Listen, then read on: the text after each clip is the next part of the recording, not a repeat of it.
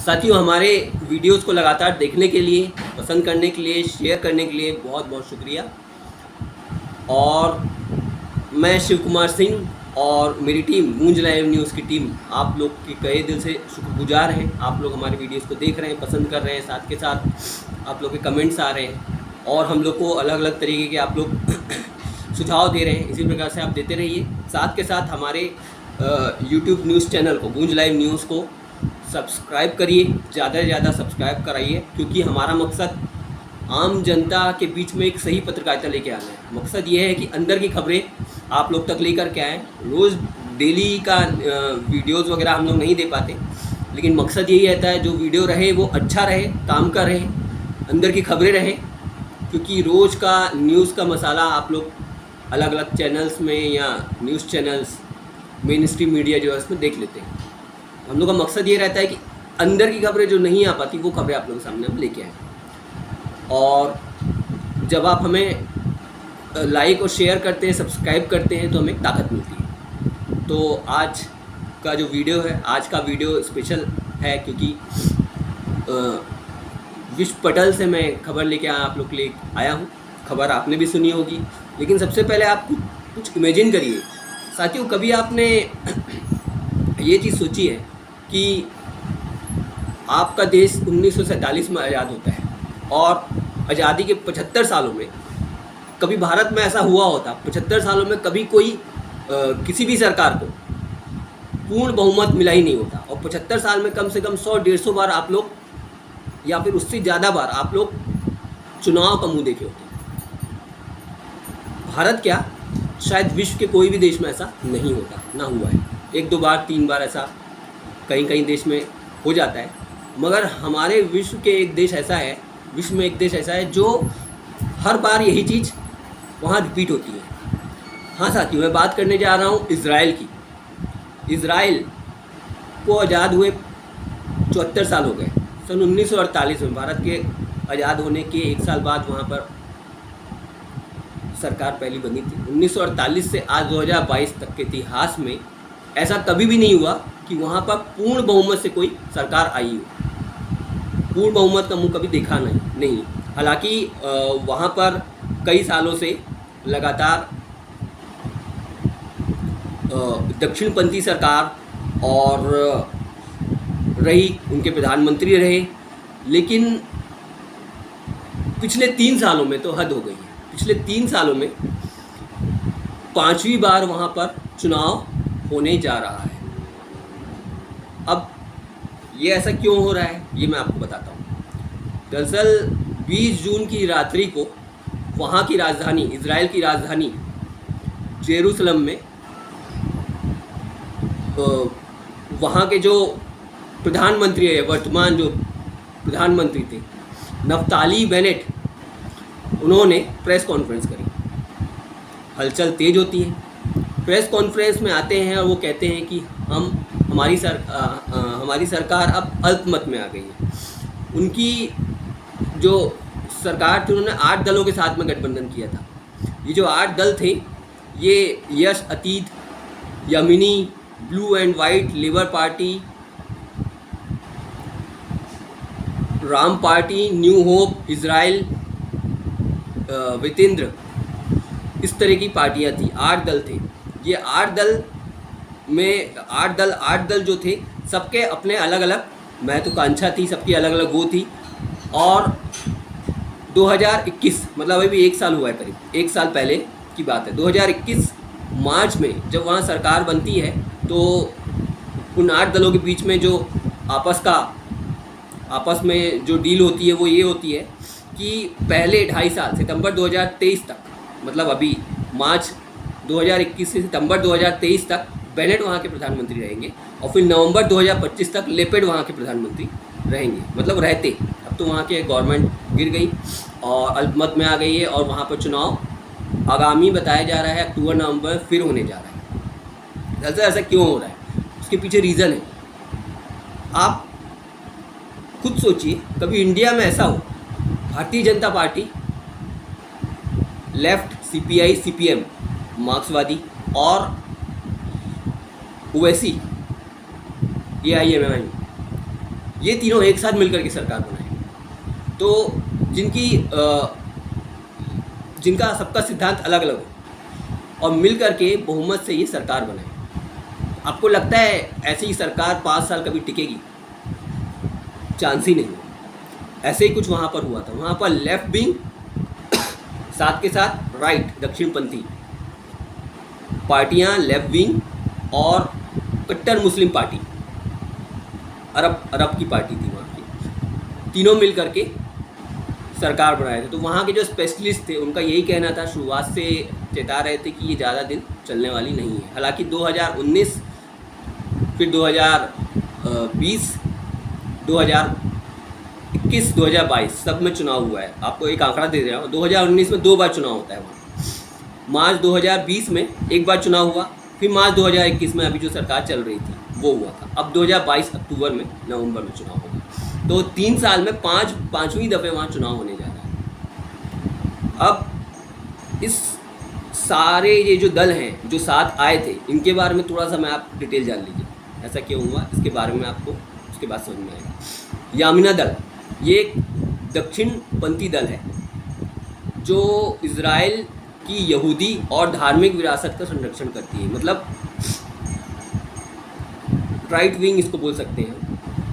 और इज़राइल के यहूदी जो हैं वहाँ के, उनको लेकर के, उनके प्रोटेक्शन को लेकर के उनके सिद्धांत में एक पार्टी है यामिना दल। उसके अलावा यस अदित एक centrist party, new hope party एक है जो रूढ़िवादी दक्षिणपंथी रूढ़िवादी पार्टी, जैसे आप भाजपा मान लीजिए, दक्षिणपंथी हिंदू रूढ़िवादी पार्टी। ब्लू एंड वाइट यहूदियों को पहचान दिलाने के समर्थन में ये पार्टी बनी है, ब्लू एंड वाइट। हालांकि ये सब पार्टियों का बहुत ज़्यादा वहाँ पर दबदबा नहीं है, 5, 6, 7 ऐसे वहाँ पर इनकी सीटें आई हैं। उसके बाद लेबर पार्टी जो वहाँ के लेबर और उनके खिलाफ जो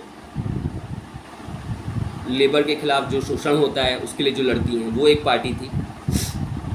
उसके अलावा एक राम पार्टी, इस्लामिक कट्टर पार्टी है ये। अरब के लोग रहते हैं वेस्ट बैंक में, उनके संरक्षण में पार्टी बनाई गई। तो इस तरह की पार्टियां वहाँ पर गठबंधन बना करके चल रही थी। वहाँ 1-1.5 साल से जो लगातार बिल आ रहे थे, वो बिल में आपस में मतभेद था, क्योंकि सबका अपना अपना स्वार्थ था। कोई वहाँ के जो अरब से जो लोग आए हैं वेस्ट बैंक में जो रह रहे हैं, वेस्ट बैंक की एक अलग स्टोरी है, अलग इतिहास है वहाँ का।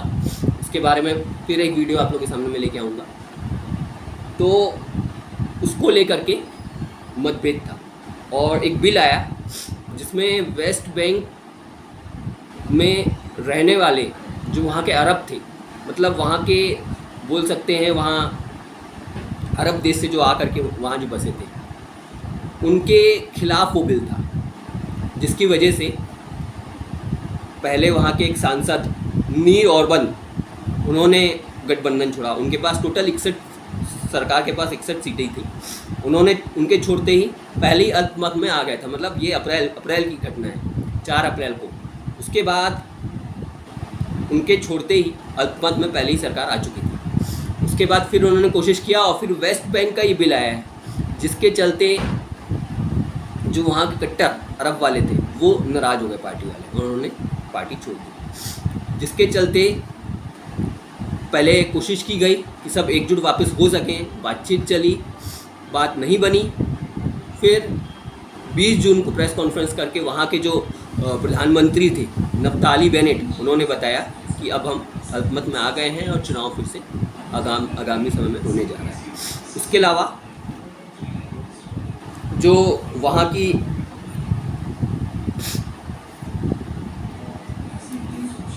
वेस्ट बैंक की जो वहाँ जो लोग रहते हैं उसके बारे में थोड़ा सा मैं आपको डिटेल देना चाहूँगा, वो ज़रूरी है देना, क्योंकि वहाँ 26 लाख फ़िलिस्तीनी लोग हैं और 4 लाख इजरायली। इज़राइल और फ़िलिस्तीन का युद्ध बहुत पहले से चला आ रहा है, 48 से, जब अमेरिका ने इज़राइल के यहूदियों को अरब और वहाँ आसपास के देशों में आके बसा दिया और उसका नाम 1948 में इज़राइल रख दिया। ये लड़ाई उस समय से है और इसी को लेकर के वहाँ पर लगातार सरकारें गिरती रही हैं, आती रही हैं, आपस में मतभेद है, कई पार्टियां हैं, करीब करीब वहाँ 14-15 पार्टियां हैं, अलग अलग सबका अपना अपना स्वार्थ है और अपने अपने स्वार्थ के चलते आपस में वो एकजुट नहीं हो पाते और वहाँ पर लंबी सरकार, लंबी गवर्नमेंट नहीं बन पाती। हालांकि यहाँ भी ऐसा हुआ है, इतिहास में पहले भी ऐसा हुआ है, कांग्रेस के साथ भी ऐसा हुआ, यूपीए गठबंधन जो हम बोलते हैं, कांग्रेस, लालू प्रसाद यादव, आरजेडी, समाजवादी पार्टी, हालांकि 5 साल खींच लेते हैं हमारे देश के नेता। लेकिन इज़राइल में ऐसा नहीं है, इज़राइल तक खुशकिस्मत देश नहीं है। तो जो बिल आया वेस्ट बैंक को लेकर के, उसको लेकर के आपस में मतभेद था वहाँ सांसदों में। एक जानकारी और आपको देना जरूरी है, वहाँ का जो संसद है, वहाँ का जो संसद है, वहाँ पर करीब करीब 120 सीटों वाला संसद है और 120 सीटों में 61 आपको आंकड़ा लाना रहता है बहुमत का।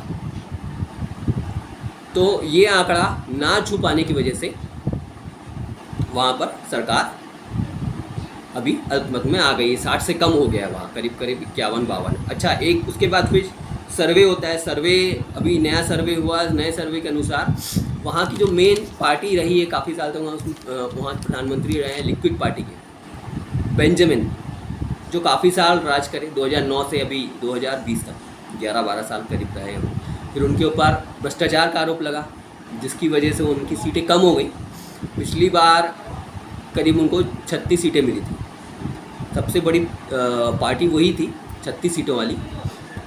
लेकिन अभी जो सर्वे आया है, सर्वे के अनुसार कोई भी कुछ भी बदलाव नज़र नहीं आ रहा, क्योंकि जो एक सर्वे आया है वहाँ के लोकल न्यूज़पेपर का, लिक्विड पार्टी को अभी भी 37 सीट मिल रही है, यस अतीत पार्टी को 20 सीट, जियोनिस्ट पार्टी है वहाँ एक 10 सीट, जो तीसरी सबसे बड़ी पार्टी उभर रही है। अभी तक 2 थी, यस अतीत और लिक्विड पार्टी। यस अतीत के ही ये प्रधानमंत्री थे। तो तीसरी जो पार्टी है वो 10 सीट पर है, बाकी सब 10 से भी कम सीट है। सास करके एक पार्टी है, उन्हें 2 सीट मिल रहा है। ब्लू एंड वाइट को 8 seat, labour party 7 seat, United Torah नाम से एक पार्टी है, उनको 6 seat, Yamina party 7 seat, new hope, Raam party, इनको 4-4 सीट।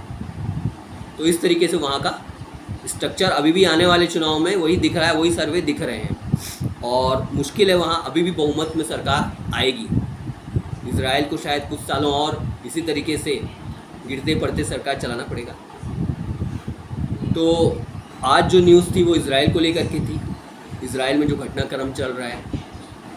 तो इसी प्रकार की न्यूज़ और भी मैं आप लोग के सामने लेकर के आता रहूँगा साथी।